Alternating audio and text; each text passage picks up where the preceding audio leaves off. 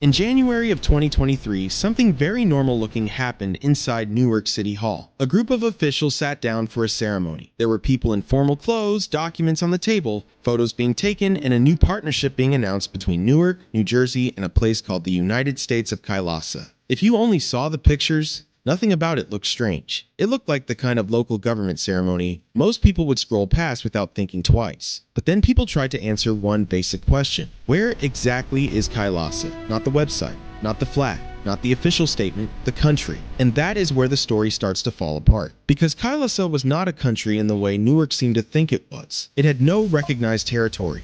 It was not a member of the United Nations, and it was not recognized as a sovereign nation by the governments that actually decide these things. But somehow, it still got the ceremony. It got the signatures. It got the photos. And for a moment, that was enough. This story is usually told like a weird scam, and that is partly true. A real city signed an agreement with a place that was not really a country. But the more interesting part is how it happened. Because Kailasa did not fool people with secrecy. It fooled people with the opposite. It looked official. It had a flag, a website, government-style pages, representatives, passport-style documents, formal language, and the kind of visual identity that makes something feel institutional before anyone checks what is underneath it. In other words, Kailasa was not built like a country. It was built like the image of one. The man behind it was Nithyananda, a controversial Indian spiritual leader who had built a large following over the years. He was also facing serious criminal accusations in India, which he has denied. By 2019, he had reportedly left the country and his location became unclear. Then, from somewhere outside the normal reach of Indian authorities, he announced something that sounded almost fictional. He had founded a new nation, the United States of Kailasa. At first, that sounds impossible because most people think of a country as land first. Borders, airports, a capital city, a place you can point to on a map.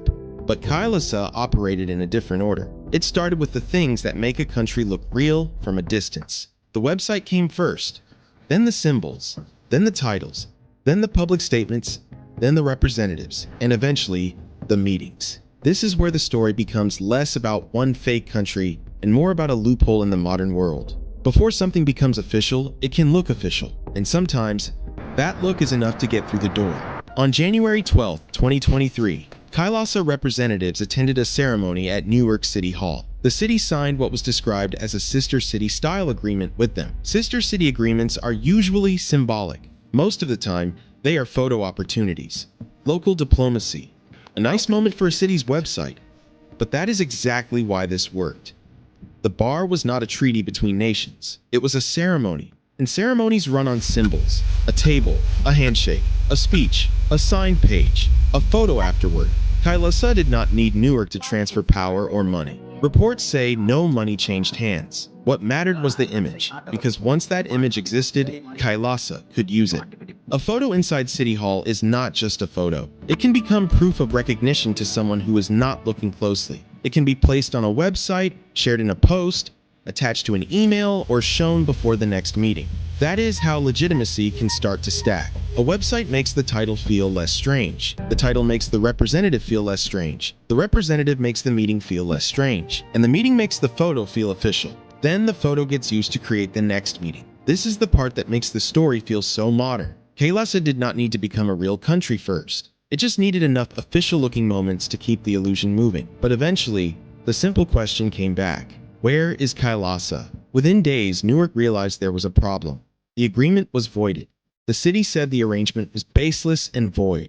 What had looked like harmless cultural diplomacy had become a public embarrassment. And the embarrassing part was not only that the city had been fooled, it was that the thing fooling them was visible the entire time. You did not need secret documents to question Kailasa.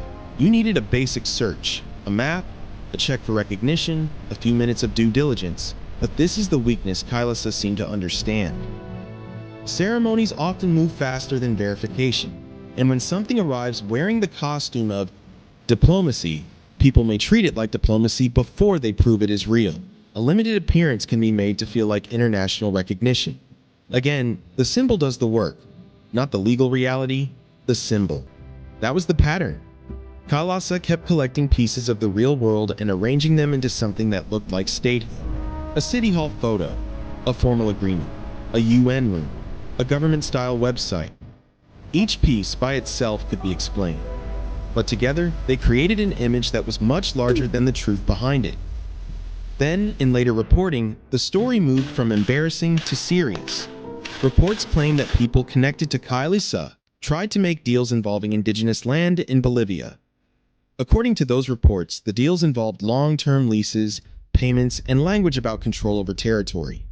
At that point, the story was no longer just about a fake country getting a photo with officials. It was about what can happen when fake legitimacy reaches real communities. Because a document can be fake in one sense and still create real pressure. A title can be invented and still persuade people. A country can be unrecognized and still cause confusion if its representatives arrive with enough confidence, paperwork, and promises. That is why Kailasa is not just a strange internet story. It shows how power can be performed. None of these symbols are enough to make a country real, but they are often enough to make people pause. And sometimes that pause is all the illusion needs. The strange lesson of Kailasa is not that anyone can invent a country and have the world believe it forever. That is not what happened. The lesson is more uncomfortable. In the internet age, the appearance of legitimacy can move faster than legitimacy itself. A screenshot can travel before a correction, a headline can spread before a verification. A photo can outlive the truth of what it actually shows. Newark eventually canceled the agreement. The United Nations did not recognize Kailasa as a country, and later reports brought more scrutiny to what Kailasa representatives were trying to do elsewhere. But for a short time, a country with no recognized land entered the rooms where real authority lives, not by hiding, by looking like it belonged there. And in a world built on documents, websites, titles, ceremonies, and photos, that may be the strangest part. Kailasa did not have to be real to get treated like it was. It only had to look real long enough for someone to sign.